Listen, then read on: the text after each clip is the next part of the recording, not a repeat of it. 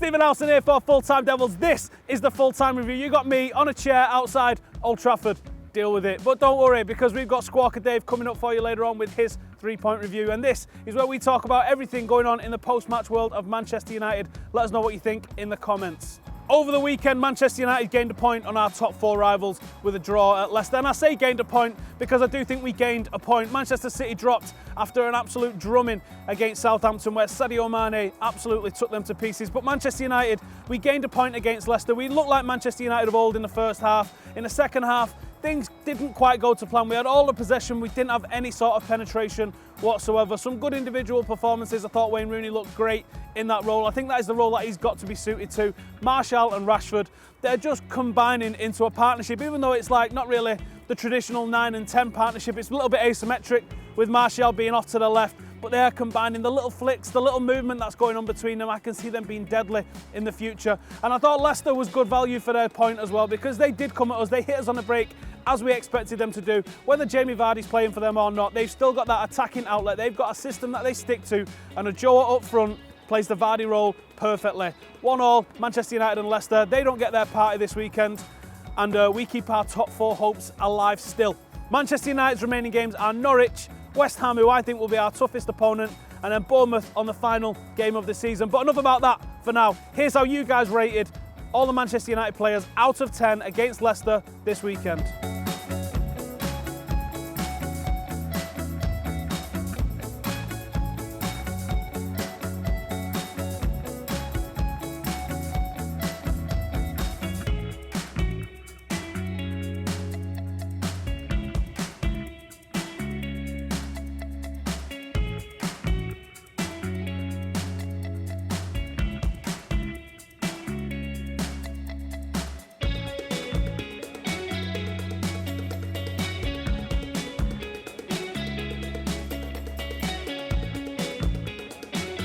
Thanks for getting involved if you voted and helped choose the ratings for the players this weekend. Some interesting stats there. And speaking of stats, here's everybody's favourite stat nerd, Squawker Dave. Hello, yes, it's me again. It is time for the 3-point review. Maybe not dictating the play like Wayne Rooney did against Leicester City, but I'm still here. Anyway, let's get on to the points. Number one, it has to be about Wayne Rooney. He had a fantastic opening 20 minutes and then last 20 minutes of the game, really ran the show. Wayne Rooney has that ability to play central midfield, and I really feel that's where he's got to move to in his Manchester United career. No longer has that explosiveness that he had in his early days, that ability to really crash in a shot from 30 yards or take on 3 men and score a goal. What he was good in the game against Leicester City was playing the ball out of the press. There was a moment when 4 Leicester City players attacked him in the second half. Swiveled, played a lovely ball to Ander Herrera, and that's what you need at central midfield. You need someone there that has the quality on the ball, has the first touch, has the a few skills in his locker to really play that pass and get United moving forward. He was also really good at switching the play against Leicester City, moving the ball from the left-hand side to the right-hand side, or more regularly it was coming from the right to the left, picking the ball up from Jess Lingard and then springing it over to Anthony Martial, who again had an absolutely wonderful game on the left-hand side. But I really feel Rooney can evolve into this role, be a Xavi, be an Iniesta, be a Paul Scholes, be a Pirlo. But there's things that he needs to improve on. One is his pass accuracy. It was 86% against Leicester City. If you want to be a dominant central midfielder in the modern day, I feel that you've got to be hitting 90%. Xabi Alonso, 90% most games.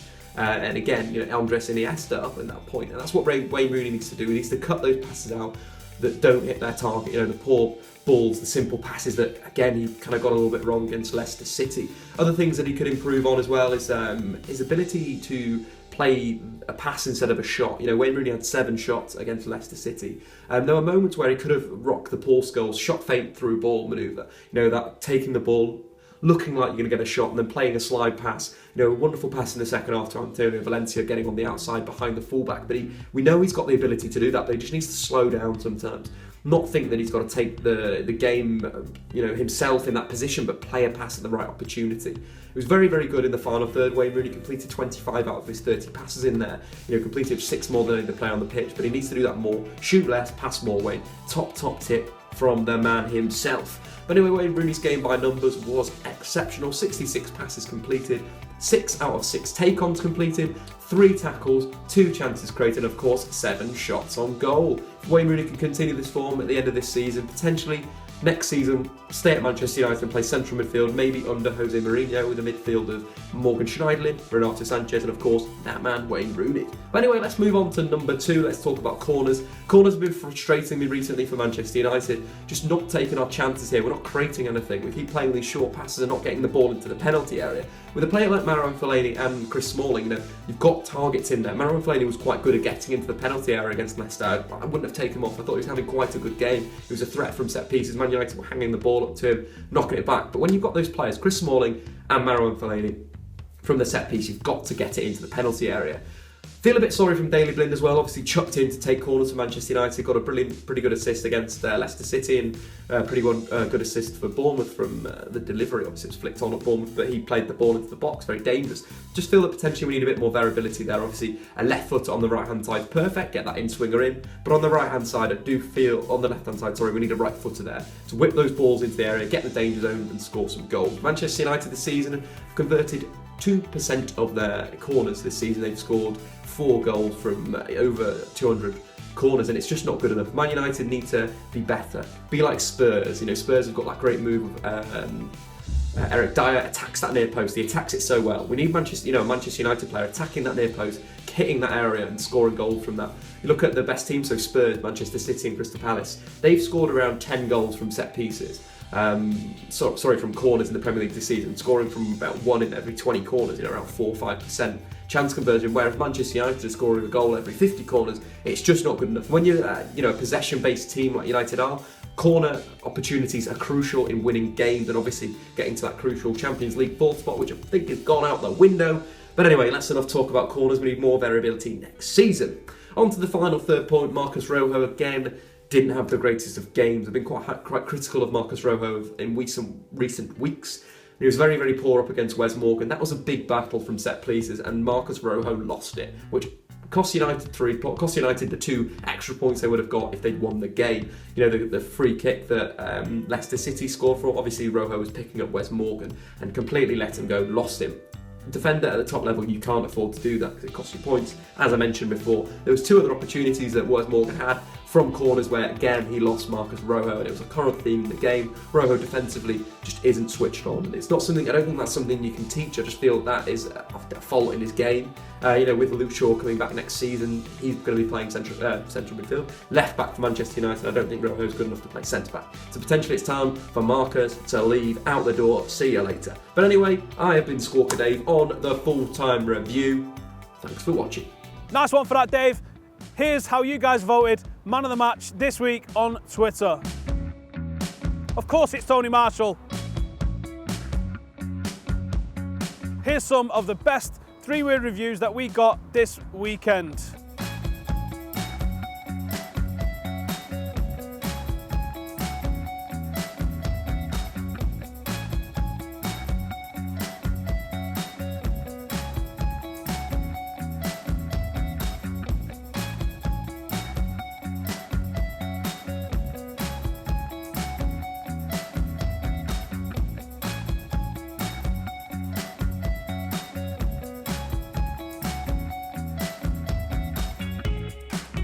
The best one I spotted out of all those was yes, no, yes. That just sums up Manchester United's season and the game yesterday, doesn't it? Now let's see what everyone's been banging on about with United on YouTube.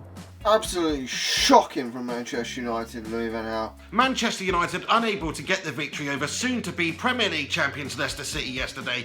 It sounds crazy to say that, but Leicester City are probably going to win the Premier League, aren't they? And it's fully deserved. A team that are built on hardly any money, and we are trying our best to get that 4th spot, and we crumble and go down with a whimper like that again. Manchester City went down to the south coast and got absolutely drubbed 4-2 by Southampton. Get in there, my son.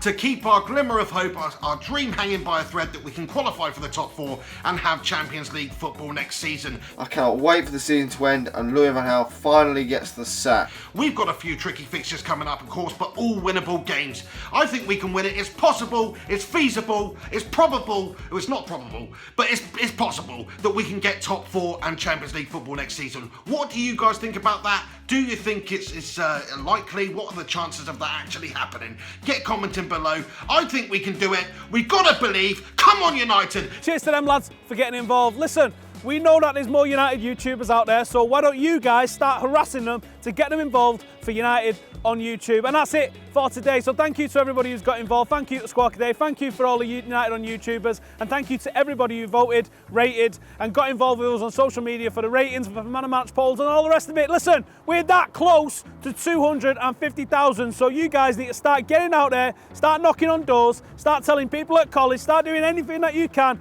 Let's smash it by the end of today or tomorrow. Come on. United should have been winning that. Yeah, you have seen that in the first half we have dominated, yeah?